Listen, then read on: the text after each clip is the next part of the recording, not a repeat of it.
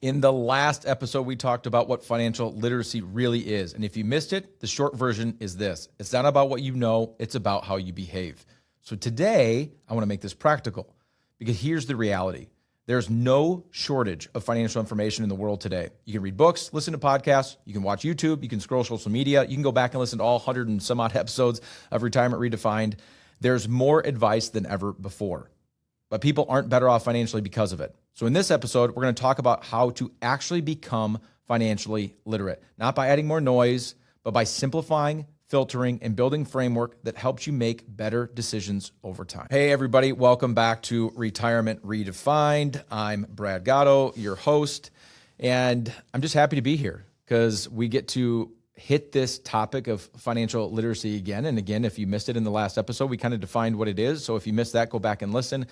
But today, what I want to do is build that framework with three simple points, three simple things that you can do to become more, quote unquote, financially literate. But before I get into that, I just got to say that as I record this, spring is coming. And if you're like me, one of the reasons I'm happy to be here is because I love doing the podcast. But the other reason I'm happy to be here is because it's not winter anymore. And one of the ways that I define that, two of the ways that I guess I would define that in my life is one, we're past March Madness. And so to me, that's always kind of turning a corner. And in Minnesota, I guess you just never know. It could snow in May. But it's also golf season. Golf season, not necessarily Minnesota, but the professional golf season is starting. And that makes me feel, it feels like summer's coming. It feels like summer. And I don't want to jinx it. I don't want to be the guy that jinxes all of this, but just in a good mood. In a good mood this morning. So you guys caught me at a good time. So I told you, I'm going to give you three simple things, practically speaking, to become more financially literate in your own life. So let's just dive in. Let's go with point number one. Point number one is this. Start with your life, not with your numbers. Start with your life, not with your numbers. Most people, I would argue, start in the wrong place. When they think about this, they start with things like, how much money should I save? What should I invest in? We get that question all the time. Or what type of rate of return should I be expecting if I'm going to invest money? You guys, these are all math questions. They're numbers questions. They're spreadsheet questions. And money isn't primarily a math problem. It's a life design problem. It's understanding what you want out of life. There's this book called Die with Zero, and kind of the core idea of this book is pretty simple. It's money is a tool to maximize life experiences, not just to accumulate. Said differently, and this is something that I say all the time. I say it around the office all the time. I probably said it in those podcasts 100 times at this point. People don't save a pile of money to save a pile of money. They save it for purposes or for outcomes. So in this book, Die with Zero, the author Perkins is his name. He talks about something called memory dividends. And so these are experiences that you invest in today that continue to pay you back for decades. And you guys, we all have examples of this, of experiences that we've invested in, whether it's a family trip that you took, it's a golf trip with buddies that you took, it's a moment that you had with your kids. But at the end of the day, we all have these lived experiences that we've kind of invested in. And so if you think about it, it's not when you start financial planning and you're trying to define what's good to do and where should I start, it needs to come down to, well, what kind of life do you want to live? And so imagine for just a second, you're coming in for a first visit at Fiat. You're not a client of the firm, and we're starting this conversation. You're like, okay, I'm going to meet with a financial advisor. I would assume that the first thing that they're going to ask and care about is what my numbers are. How much money do I have? Where have I saved it? What type of accounts do I have? Just kind of all that practical data. When in reality, that's not true at all. The first thing we really care about is, who are you? How do you feel about money? What are your financial goals? When you think about like success in life, what does that look like? We've got clients all over the board. Everything from love to travel, want to travel all the time, to couldn't care if I ever left my house outside of, getting groceries and maybe talking over the fence to the neighbor or something like that. We've got clients that want to leave their kids millions of dollars, all the way down to clients that want to bounce their last paycheck to the undertaker.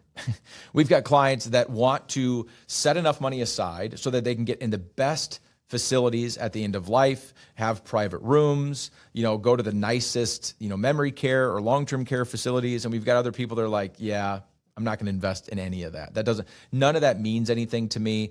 I'm okay just kind of going wherever, doing whatever, but I definitely don't have the emotional capacity to either deal with that or want that at the end of life.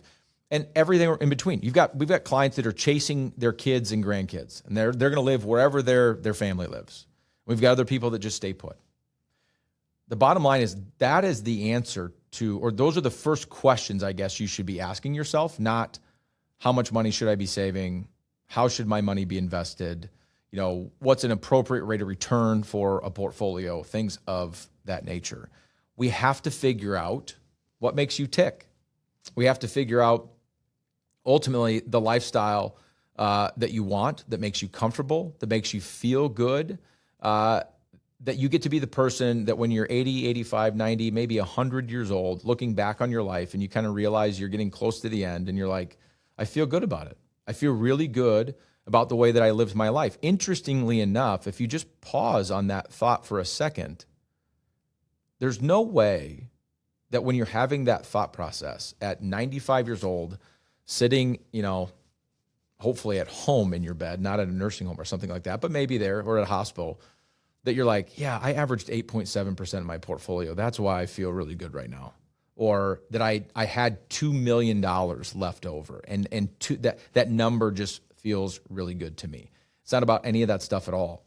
And so we need to start with the end in mind and with the kind of lifestyle that you want to live. So ask the right questions. Again, the name of that point was start with your life, not with your numbers. And so if you already work with a financial advisor, you're already working with Fiat, you'll know we've dug into that very heavily with you. If you're not yet working with an advisor or you're working with somebody that's not Fiat and you have not had those conversations of exactly what you want your life to look like, it's just funny because we get a lot of people that when they first come in and they're not they're a prospective family kind of shopping and looking at Fiat.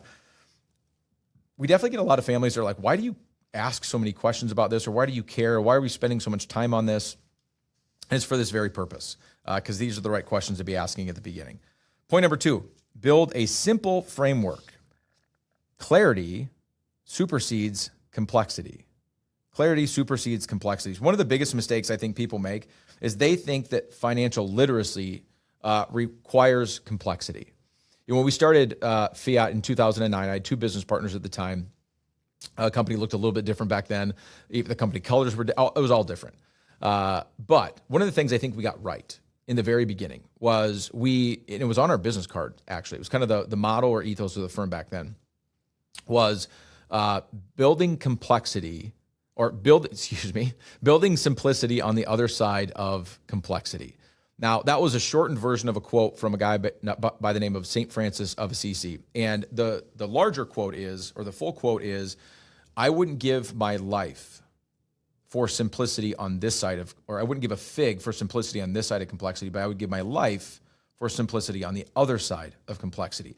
And ultimately what he was trying to get at is everything in life starts super simple. And it's not simple because life is simple. It's simple because of your understanding of it, because of your ignorance. Think about little kids. And you think about that when you look at them, you're like, oh man, their life is just so great because they just don't even know how screwed up this world is. And so they're just happy-go-lucky, having a great time. That's not what he's talking about. He's not talking about that simplicity, not simplicity through arrogance or lack of understanding. What he says is, I would give my life for simplicity on the other side. And that is, look, I know the complexities. I know I have all the knowledge of how crazy this world is or how crazy complex things are, but I've been able to take all of that and make it simple again. That is wisdom. And so that's kind of been the ethos of Fiat for a very long time, kind of behind the scenes. And that's this point. Is a lot of times people think that the best financial plan, or that maybe what I'm missing is I'm just not doing enough. I just need to keep adding more details and complexity to my overall financial plan to put myself in a better spot. And my argument is simple. It's not true at all. In fact, I think it's quite the opposite. Morningstar did a study, and what they found was simpler portfolios often outperform the more complex ones. You guys, and it's not because they're better investments necessarily.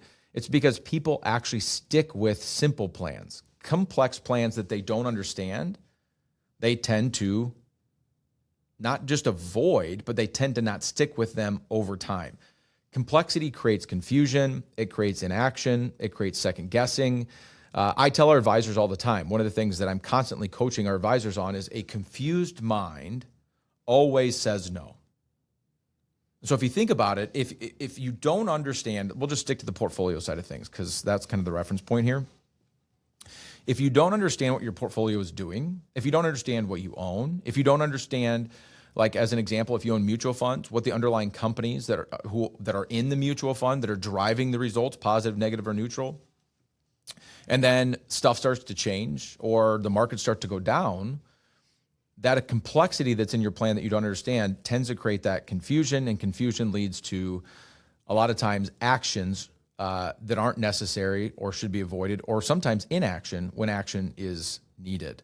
And so it's really about taking all the complexity that is a financial portfolio or investing in the public markets, or the complexity of our tax code, which if you print it out, the entirety of our tax code and the private letter rulings explaining said tax code, it would be 77,000 pages long.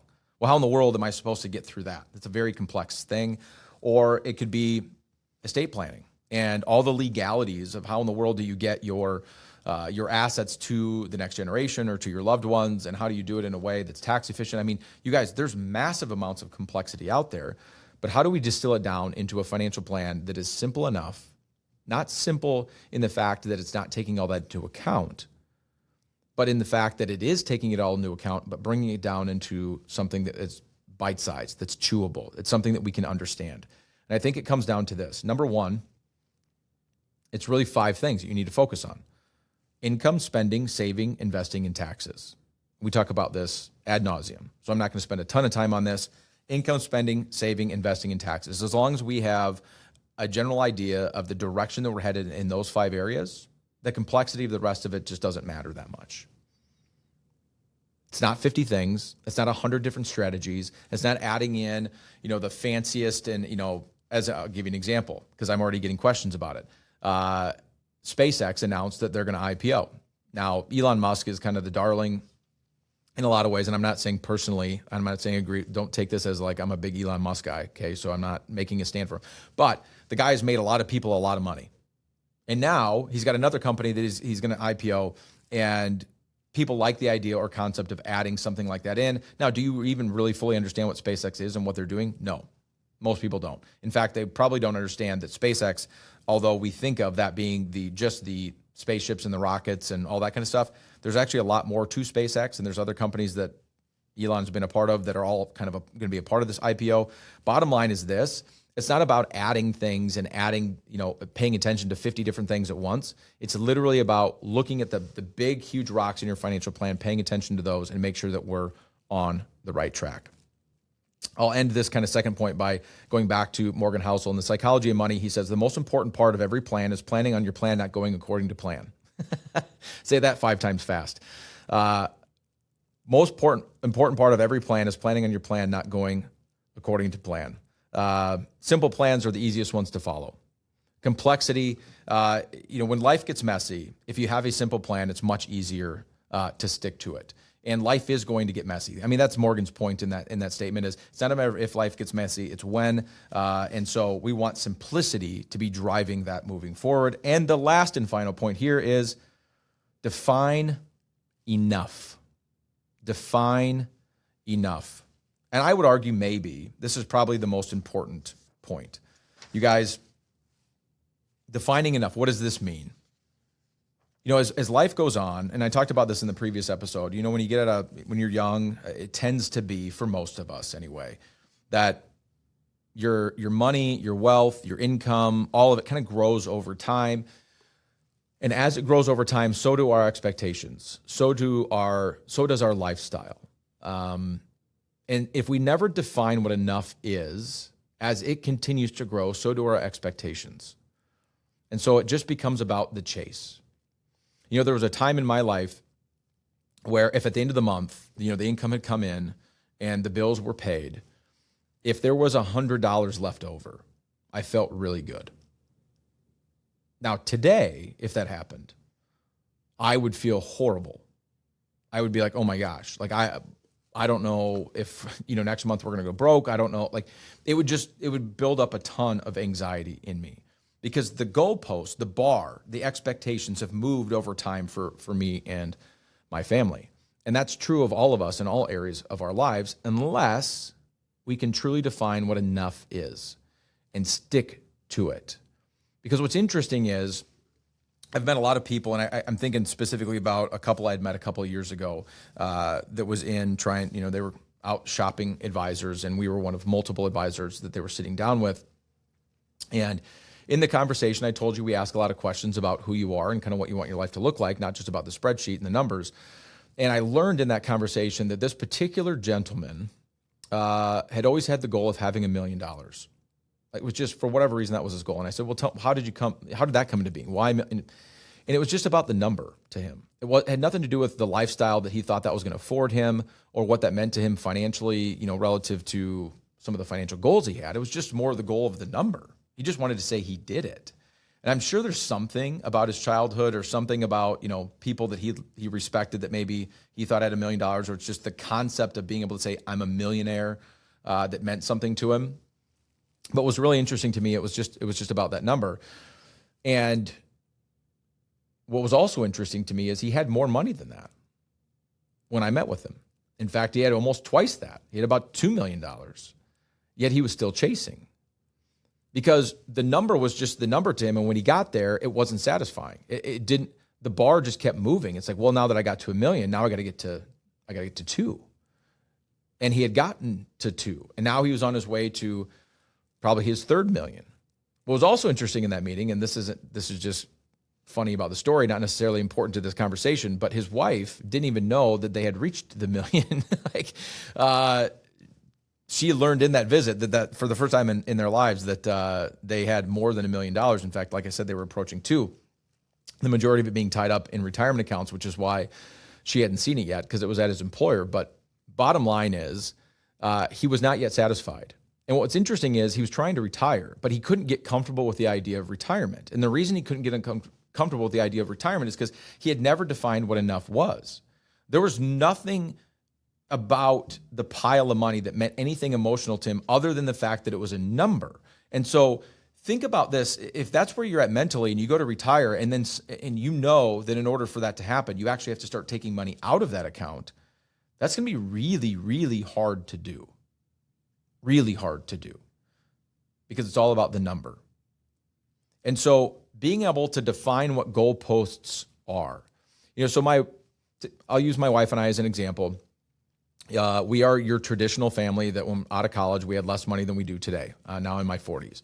And over time things compound, and you always look at people that are 10 years in front of you and you're always like, how do they do that? How do they afford that? Well, it's like, again, over time, things tend to compound and they tend to change. But being that person that in my early 20s would have been happy with $100 left in my account at the end of the month, now that goalpost has continued to move. And now I've become the person that I didn't understand. In the last episode, I told you guys that the definition of weird is somebody that does something that's not like you, right? They react to a situation different than you do. They react to information different than you do. They feel different about something than you do. And I remember early in my career meeting people that would have thousands of dollars in their checking account, tens of thousands, sometimes hundreds of thousands of dollars in their checking account. And I was like, why? Why? You guys know on a spreadsheet, that's a terrible decision because you're not earning anything. Even if it was just sitting in a high yield savings account, that's a way better deal. But what happened is they never defined the goalpost. They never defined what is enough from a cash perspective. And as things continue to go on and as their checking account continued to rise over time, new bars continued to get set. Where it was like, well, now I'm okay with $100. But then I started to carry an average balance of over time of $1,000 at the end of the month. And then that's what became comfortable to me. And then it became $10,000. Then it became $100,000. Then it became whatever. And as that continued to move, because I never put goalposts in place where I was going to be okay with that balance remaining at the end, the end of the month, 10 grand a month as an example, that the rest of it just goes to a savings account. But because that was never clearly defined, the goalposts were never set up, they continued to move. And now we meet people all the time, you guys, that have crazy amounts of money just sitting in cash, and it's just a feel good to them because early in life, they never set those goalposts. Princeton did a study on this, and they showed that happiness increases with income, but up to a point, and then it plateaus. So we all tend to move the goalposts as things, as money becomes more, we make more money, we have more wealth over time as life goes on. But what's interesting about that is even as the goalposts continue to go up, happiness does not change. In fact, it plateaus. And if you go deeper into that study, they actually show that it tends to actually start to go down again. So more money beyond, what is reasonable doesn't meaningfully increase not only your day-to-day happiness, but if you don't have a plan of what to do with it, it becomes more of a burden to a family and what to do with that wealth than it does anything positive. And so my hope or challenge to all of you is to define in all these kind of key areas of life, what's enough? Start with the simple things. How much cash is enough? What do I need in my checking and savings to feel really good to sleep at night? What is enough there? What is enough relative to my monthly spend? What does my budget need to be? Where are we at from a budgetary standpoint that would just keep us that we feel satisfied, that we feel fulfilled? When it comes to bigger purchases like cars and homes, like what type of car, what amount of square footage, what do you want the house to do for you? What is enough in these areas? What's enough when it comes to things like travel? What's enough as it relates to giving money away to charities or churches or whatever? What's enough as it relates to leaving a legacy to your kids? And what do you want that to look like? Set the goalposts and then make sure that you stick with those things. So as a quick recap, 3 points from a financial literacy perspective, practical things that you can do to make sure that you've, generally speaking, what it's going to do is actually bring joy. There's a difference between happiness and joy. I don't use that word lightly. I think that joy is a much more meaningful word than happiness. But the most joyful people that I've ever met when it comes to their financial life have done these 3 things. Start with your life, not with your numbers. Build a simple plan that can be stuck with. And then number 3, define what is enough. Set the goalposts and stick with it. And that's not to say that you can't redefine what the goalposts are later in life or change your mind or whatever it may be, but you have to start somewhere. So becoming financially literate isn't about knowing everything. That's what we've talked about in totality in these last 2 episodes. It's about starting with what you actually want your life to look like. Keep things simple. Define what is enough, and then stay consistent. You guys, and that's where we can come in. That's where financial advisors come in, is not only to help you do these 3 things, but it's that 4th one. It's to help you stay consistent. In the last episode, I talked about having a coach and how meaningful that is to the highest performing athletes in the world, whether they're team athletes or they're individual athletes. And I can't stress enough how important it is in your financial life to have somebody that is always coaching you from the sidelines. Because, you guys, at the end of the day, it's not about the pile of money. Like I said before, you saved it for purposes and for outcomes. It's about defining what that is. And so the best part of my job, the best part of being in this industry, you guys, is watching kind of the stress melt in a visit when you've defined these things for a family and they can kind of finally rest emotionally at night, knowing that their financial goals, the way that they feel emotionally about their money is in line. I'm going to cut this part out because it's not how I want to end it, but I'm going to give another shot at that, Bill. The best part of my job, you guys, is when you get to sit in a visit and watch a client kind of take that deep breath and realize that they're on track, realize that their financial plan is going to work for them. And that comes through these things that we just got done talking about, whether that's adding the simplicity they need, adding the clarity that they need, helping them define, what enough is for their family. There's all these different areas that can come, but I'm telling you, that is the best part of this job. And we get the opportunity to do it every single day. And we would love the opportunity to do it for you if you're not a family of Fiat already. That being said, love that we have Financial Literacy Month. Hopefully these last 2 episodes, you learned a little bit of something, and not necessarily about the knowledge of financial, what's the difference between a mutual fund and an ETF, because you can learn all of that through Google, like we talked about before, but something about how to tie in together the emotional side of money and the the financial side or the spreadsheet side of money. Thanks for joining us for this episode.